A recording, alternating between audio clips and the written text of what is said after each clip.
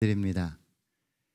가사 없이 찬양을 듣는데도 이 마음에 전해지는 분명한 메시지가 있는 것 같습니다. 자, 방금 들은 찬양의 제목이 뭐죠? 네, 주기도문, 주의 기도입니다. 오늘 함께 은혜를 나눌 본문도 주기도문입니다.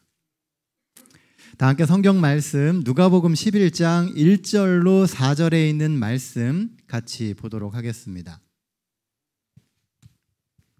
누가복음 11장 1절로 4절에 있는 말씀입니다. 오늘 말씀의 제목은 우리에게 기도를 가르쳐 주소서입니다. 우리 한 절씩 번갈아 가면서 읽겠습니다. 누가복음 11장 1절로 4절입니다. 주께서 한 곳에서 기도하시고 마치심에 제자 중 하나가 여짜오되 주여, 요한이 자기 제자들에게 기도를 가르친 것과 같이 우리에게도 가르쳐 주옵소서. 예수께서 이르시되 너희는 기도할 때에 이렇게 하라. 아버지여, 이름이 거룩히 여김을 받으시오며 나라가 임하시오며 우리에게 날마다 일용할 양식을 주시옵고 우리가 우리에게 죄 지은 모든 사람을 용서하오니 우리 죄도 사하여 주시옵고 우리를 시험에 들게 하지 마시옵소서 하라. 네, 감사합니다. 오늘 본문은 주기도문입니다. 그런데 우리가 알고 있는 주기도문보다 좀 짧죠? 그리고 조금 다르죠? 사실 우리가 익숙하게 알고 있는 주기도문은 마태복음 6장 9절로 13절에 나오는 말씀입니다. 하지만 같은 내용을 듣고 누가가 조금 더 간략하게 기록한 말씀이 오늘 본문이에요. 예수님이 가르쳐 주시는 그 주기도문의 이야기를 듣고 누가가 생각하기에 더 핵심이라고 여겨지는 부분을 강조해서 기록한 말씀이 오늘 본문의 이야기라는 것입니다.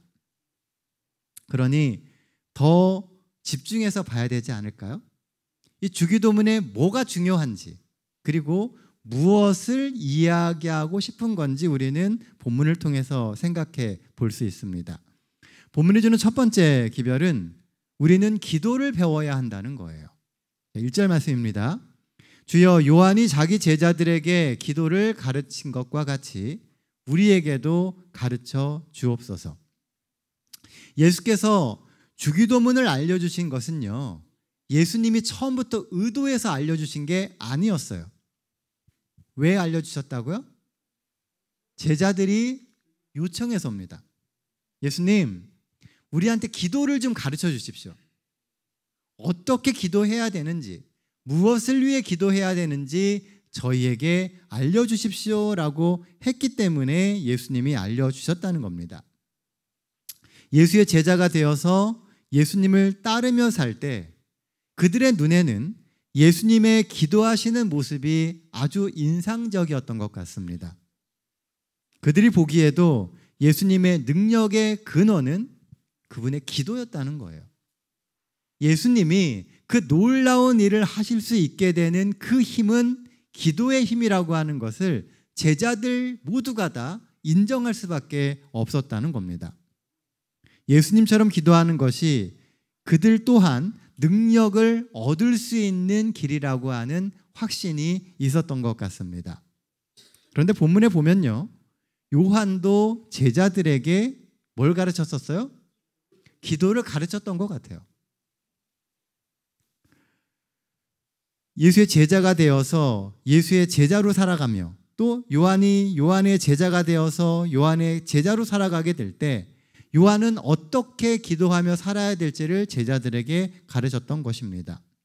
하지만 성경의 어느 곳을 보아도 요한이 자기 제자들에게 기도를 가르쳤던 것에 대해서 언급되고 있지 않습니다. 비록 그 내용은 알 수 없지만 제자들이 보기에는 요한의 권능 또한 그의 기도에서 나왔다라고 생각했던 것 같습니다. 이것은 당시에 많은 스승들이 또한 기도에 대해서 가르쳤다라고 하는 것을 의미하는 겁니다. 그리스도인이 된다는 것과 기도는 뗄래야 뗄 수 없는 아주 밀접한 관계를 가지고 있어요. 우리가 그리스도인이라고 하는 것은 결국 기도하는 사람이라는 의미가 된다는 겁니다. 그러니 우리는 뭘 배워야 돼요? 기도를 배워야만 되는 겁니다. 기도는 곧 우리의 영적 생활의 생명력의 유무를 보여줍니다. 우리가 하고 있는 이 영적인 신앙 생활이 살아있는 것인지 아니면 죽은 것인지를 결정하는 것이 기도에 달려있다는 거예요. 틀에 박힌 말들로 하나님이 아주 저 멀리 계시는 비인격적인 분처럼 생각하고 드리는 그렇게 형식적인 기도에는 기도의 특징이 되어야 할 진실성과 생명력이 결핍될 수밖에 없습니다. 많은 이들이 정말 하나님이 저 멀리 하늘 저기 계시는 분이라고 생각하며 기도한다는 거예요. 내 옆에 계시는 분이 아니고 내 삶에 들어와 계신 분이 아니고 그저 저 멀리서 나를 바라보고 계시는 분인 것처럼 기도한다는 겁니다. 하나님이 저 멀리 하늘 보좌에만 계시는 분이 아니라 내 삶의 현장, 바로 이곳에서 나와 함께 내 삶의 길을 함께 살아가시는 분이라는 믿음이 우리에게 있어야 합니다. 예수님의 기도가 당시 다른 종교 지도자들의 기도와 달랐던 것은 하늘 아버지와 친밀한 교통이 있었기 때문입니다. 하나님하고 아주 친밀하셨어요. 그 친밀함, 바로 그 친밀함이 예수님의 기도의 핵심이었다는 겁니다. 멀리 계시는 분이 아니라 내 옆에 계시는 분으로 하나님을 여기고 기도해야 한다는 거예요. 한국어를 가끔씩 영어로 번역해야 될 때가 있습니다.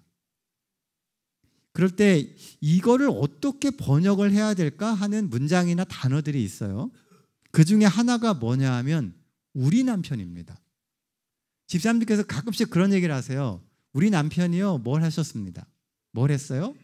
출근을 했습니다. 이게 얘기를 하세요. 근데 사실 그 남편이 집사님 남편이지 제 남편은 아니지 않습니까? 그러니까 우리가 아닌 거예요. 그분의 남편인데 근데 우리는 우리 남편이라고 이야기하는 것이 너무 자연스럽습니다. 그 표현이 훨씬 더 편안하고 따뜻하게 다가와요. 왜일까요? 우리라는 표현이 갖고 있는 독특한 감정이 있기 때문에 그렇습니다. 우리라고 이야기하면 친밀해요. 내 남편이지만 우리 남편 이렇게 얘기할 때 그 사람도 내 남편에 대해서 동감을 갖고 같은 마음으로 같은 시선으로 바라볼 수 있다고 믿기 때문에 그런 것입니다. 우리 엄마, 우리 아들, 우리 신랑, 우리 교과반, 우리 교회 이 모든 우리 대신 내 혹은 나의로 사용하는 것이 어법으로는 정확한 표현이겠지만 따스하고 또 친근한 그 느낌 때문에 우리는 이 우리라고 하는 말을 포기하기가 싫어집니다. 우리는 너무 좋은 거예요. 우리라는 말은 우리가 갖게 되는 그 따뜻함 때문에 자꾸 사용하게 되는 것입니다. 그런데 예수님은요, 기도하시면서 뭐라고 얘기하세요? 하늘에 계신 우리 아버지시여라고 이야기하십니다. 하늘에 계신 하나님이 예수님만의 하나님이 아니라 우리의 하나님이라는 거죠. 친근하고 따스한 하나님이라고 이야기합니다. 하늘은 물리적으로 멀지만 우리는 심적으로 아주 가깝고 친밀함을 이야기해요. 하나님이 저 멀리만 계시는 분이 아니라 우리의 삶에 가까이 계시는 분임을 이 기도를 통해서 드러내라고 이야기하시는 겁니다. 하나님이 아주 가깝고 친밀한 분임을 알고 편안히 그러나 진심을 담아서 진솔하게 기도해야 함을 의미하는 것입니다. 우리가 예수님이 하셨던 것처럼 하나님을 친밀하게 대하며 가까이 다가설 수 있다면 우리가 살아가고 있는 이 세상의 삶은 더 능력 있고 지금보다 훨씬 더 활기찬 하루하루의 연속이 될 수 있을 겁니다. 예수의 기도를 배우십시오. 그 기도는 예수의 마음, 곧 하나님의 마음을 담고 있고요. 하나님을 사랑하며 겸손히 하나님을 섬기는 진솔함에 있습니다. 기도는 우리의 마음을 하나님께 드리는 거예요. 내 속에 있는 모든 문제를 가감 없이 하나님께 내어놓는 것이 기도입니다. 우리의 기도가 방금 하나님께 드린 주기도문의 찬양처럼 매 순간 진솔하고 간절하게 하나님께 올라가기를 간절히 바랍니다. 본문이 주는 두 번째 기별은 하나님의 이름을 거룩하게 여기라는 거예요. 2절 말씀입니다. 예수께서 이르시되 너희는 기도할 때에 이렇게 하라. 아버지여 이름이 거룩히 여김을 받으시오며 나라가 임하시오며. 성경에서의 이름은요, 그 사람의 인격과 존재 자체를 나타냅니다. 이름이 곧 그 사람의 인생이에요. 이름이 곧 그 사람의 존재를 의미합니다. 그러므로 여기에 이름은 하나님의 인격과 하나님의 존재 자체를 의미하는 거예요. 그래서 이름이 거룩히 여김을 받는다라고 하는 것은 하나님이 우리의 삶에서 거룩하게 여김을 받는다는 의미입니다. 그런데 문득 의문이 하나 들었어요. 하나님은 거룩한 분이신데 우리가 하나님을 거룩하게 여기든 여기지 않든 상관이 있을까라고 하는 의문이 드는 거예요. 하나님은 꼭 우리가 거룩하게 여겨드려야만 되는 분일까? 라고 하는 생각이 들었다는 거죠. 여러분들의 생각은 어떠십니까? 하나님이 우리에 의해서 좌지우지 되시는 분은 아니지 않습니까? 근데 왜 하나님은 굳이 기도하면서 하나님의 이름이, 하나님의 존재가 거룩히 여김을 받게 해달라고 고백하게 만들까라고 하는 것입니다. 그렇다면 하나님을 거룩히 여기라고 하는 이 구절의 의미가 무엇일까요? 말 그대로 그분의 거룩한 이름만큼 거룩하게 대접받게 해달라는 겁니다. 이 말을 뒤집어 생각해 보면은요, 우리의 삶에서 하나님이 그만큼 거룩한 대접을 받지 못한다는 거예요. 사람들은 하나님을 믿는다라고 주여 주여 하면서 살아가지만 정작 삶의 현장에서 하나님은 그렇게 거룩한 분으로 취급받지 않는다는 겁니다. 나의 삶에서 하나님은 정말 거룩한 분으로 대접받고 있습니까? 우리는 우리의 삶에서 하나님을 늘 인식하며 살아갑니까? 나는 정말 하나님을 존귀하게 여기며 그분을 거룩한 분으로 섬기고 있습니까? 질문은 간단한데요, 대답을 하자니 머릿속에 지나가는 생각이 참 많습니다. 네, 매 순간마다 내가 살았던 삶을 돌아보게 돼요. 하나님 믿는다고 이야기하고 하나님께 의지한다고 이야기하는데 정말 내가 하나님을 믿고 그 모든 문제를 하나님께 맡겼었는지 여러 생각이 교차됩니다. 그러자 왠지요, 하나님이 굉장히 멀게 느껴졌어요. 내 머릿속에 있는 거룩의 개념은 쉽게 범접해서는 안 되고 약간의 거리감을 의미하는 것 같다는 생각이 들었습니다. 내가 포함되기에는 어려운 뭔가 거리감이 있는 다른 구별함이라는 거죠. 그러니까 하나님의 거룩에 내가 들어갈 수 없을 것 같은 거예요. 그리고 그 거룩함 때문에 왠지 거리감이 느껴진다는 겁니다. 거룩한 곳, 거룩한 사람, 거룩한 물건이라고 하면 왠지 가볍게 접근해서도 안 되고 편하게 행동할 수도 없는 것처럼 느껴지지 않습니까? 모르겠습니다. 저는 말씀을 준비하면서 이 부분을 묵상하면서 그런 생각이 들었어요. 거룩, 왠지 나하고는 좀 관련이 없는 것 같은, 내가 아직 이르지 못한 어떤 그 경지가 거룩이라는 느낌이 든 것입니다. 그래서 말씀을 준비하면서요, 한동안 좀 혼란이 생겼습니다. 예수님의 기도의 특징은 앞에서 이야기할 때 친밀함이라고 이야기했는데 이 친밀함과 거룩함은 왠지 좀 잘 매칭이 안 되는 거예요.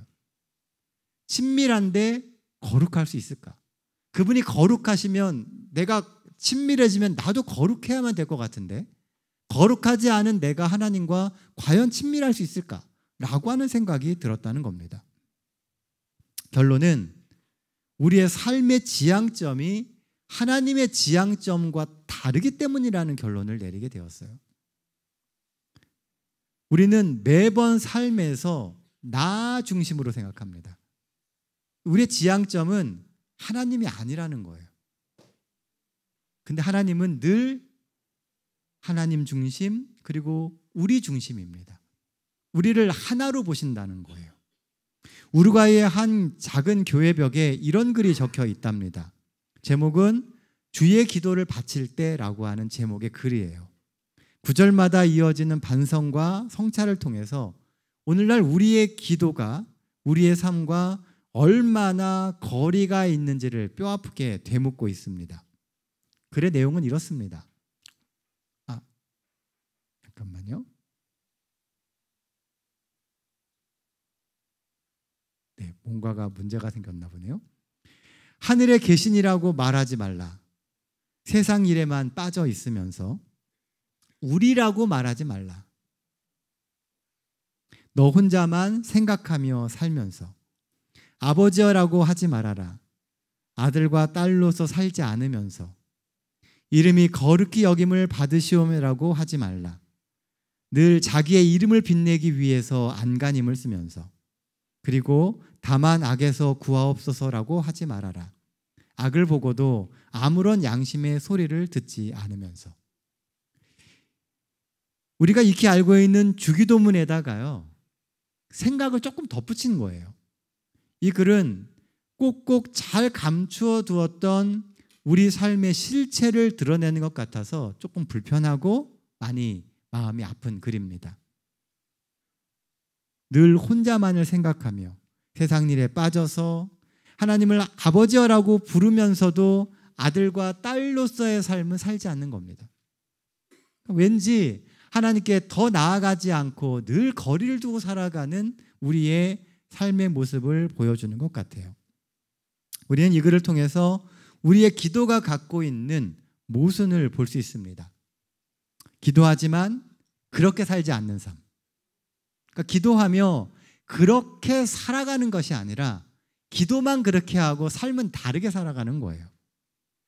간절히 원한다고 하지만 정작 그렇게 살려고 하지 않는 삶입니다.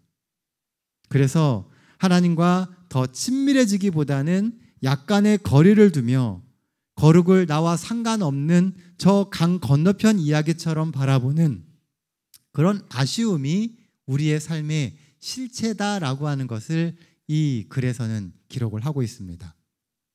하나님은 이렇게 이야기하세요. 내가 거룩하니 너희도 거룩하라. 하나님이 거룩하니까 우리도 거룩해야 된다고 이야기를 해요. 엄청 부담스러운 글이죠.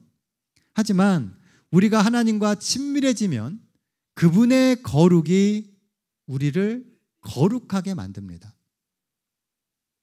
죄된 세상에서는 더러운 악이 깨끗한 선을 자주 오염시켜요.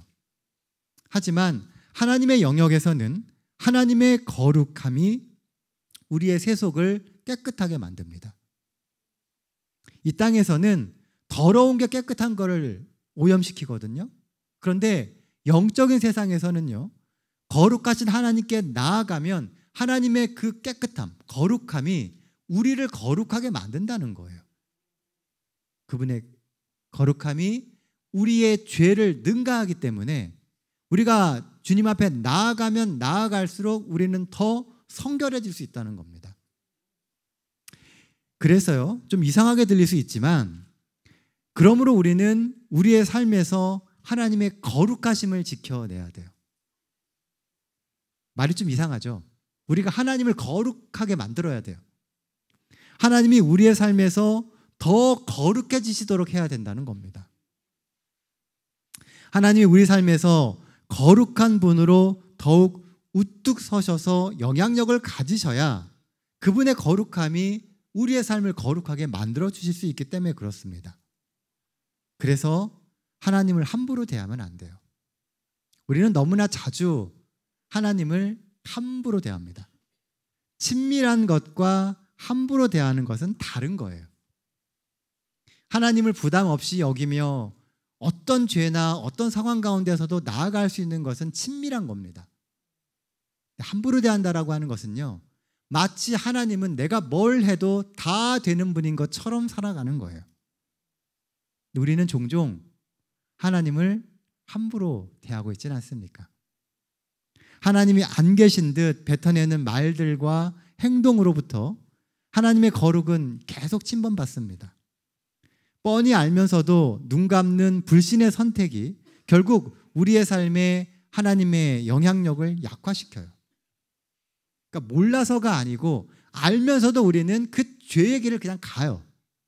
그리고 하나님을 마치 내 옆에 있는 어떤 막대해도 되는 어떤 존재인 것처럼 함부로 대하는 경우가 너무 많다는 겁니다.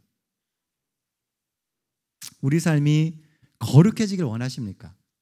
그러면 하나님의 이름을 거룩하게 높이는 삶을 살아야 합니다. 이 한 주도 하나님을 높이며 그분의 거룩을 담기 위해서 하나님과 더 친밀한 삶을 살아가시는 우리 동탄 새하늘교회 모든 성도들 되시기를 간절히 바랍니다. 본문이 주는 마지막 세 번째 기별은요, 하나님의 나라를 고대하며 그리고 이루며 살라는 겁니다. 다시 2절 말씀입니다. 아버지여, 이름이 거룩히 여김을 받으시오며 나라가 임하시오며.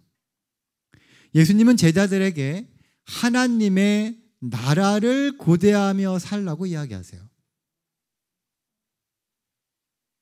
그 나라가 빨리 오기를 바라는 기도를 우리는 해야 된다는 겁니다. 왜냐하면 우리의 희망은 하나님의 나라에 있기 때문에요. 예수님의 사역을 통해서 하나님의 나라는 사실 시작되었습니다. 그래서 우리의 삶이 조금씩 회복되고 소망을 갖고 주 안에서 하나님의 뜻이 성취되는 삶을 우리는 맛보면서 살아가고 있어요.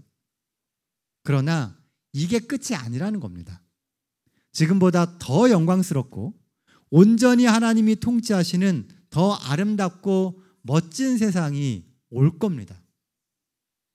재림은 바로 그 영광스러운 하나님의 나라를 여는 시작이에요. 이렇게 이야기하니까 너무 먼 미래의 일처럼 보이지 않습니까? 하지만 하나님과 함께하는, 예수님과 함께하는 우리의 삶을 통해서 이미 우리의 삶에 하나님의 나라는 시작되어지고 있다는 겁니다. 우리는 지금 하나님과 예수님이 함께하시는 하나님의 나라에 살고 있어요. 우리가 살아가는 매일매일의 삶이 예수님과 동행하는 하늘나라의 연장선상에 있다는 겁니다. 현재 삶에서 하나님의 뜻이 우리의 삶과 이 교회의 모든 계획 속에 구체적으로 성취되기를 바랍니다. 실제로 하나님의 나라를 오늘 우리는 이 순간 경험하며 살아야 돼요. 그저 나중에 있을 하나님의 나라만을 바라보며 버티기만 하는 삶이 아니라 오늘 현실의 삶에서 예수님을 통해서 하늘나라를 맛보는 경험을 우리는 하며 살아가야 한다는 것입니다. 그런 의미에서 이어지는 날마다 일용할 양식을 주옵시고 라고 하는 것은요, 매우 의미 있는 문장이 됩니다. 예수님 당시의 노동자들에게 있어서 매일매일 필요한 양식을 공급받는다는 것은 매우 절실하고 중요한 거예요. 당장 먹고 살 게 없는데 어떻게 하나님의 나라를 고대합니까? 당장 내가 무엇을 하며 살아야 될지 이루어지는 것이 없는데 어떻게 하늘만 바라보고 사느냐는 거예요. 그래서 이 양식을 하나님이 주신다는 것을 깨닫는 것을, 그리고 그렇게 채워주시는 경험을 하는 것, 그것이 하나님의 나라를 누리는 아주 중요한 요소라는 겁니다. 아마 여기 앉아 계시는 많은 분들이 각자의 현실의 여러 가지 문제들을 가지고 고민하실 겁니다. 각각 다른 문제들을 가지고 있어요. 그런데 그 문제를 풀어주실 수 있는 분이 하나님이라는 것을 깨닫고 그렇게 믿고 삶에서 경험할 수 있게 될 때 진정 우리의 삶은 하나님의 나라를 경험하는 역사를 하게 된다는 것입니다. 여러분들 혹시 가치사슬이라고 하는 말을 들어보셨나요? 가치사슬. 가치사슬은 기업에서 운영의 효율을 극대화하기 위해서 최소 비용으로 최대의 이익을 낼 수 있도록 생산 과정을 이렇게 연결한 것을 의미합니다. 세계화의 물결 속에서 전 세계가 사실은 아주 촘촘한 가치사슬로 묶여져 있어요.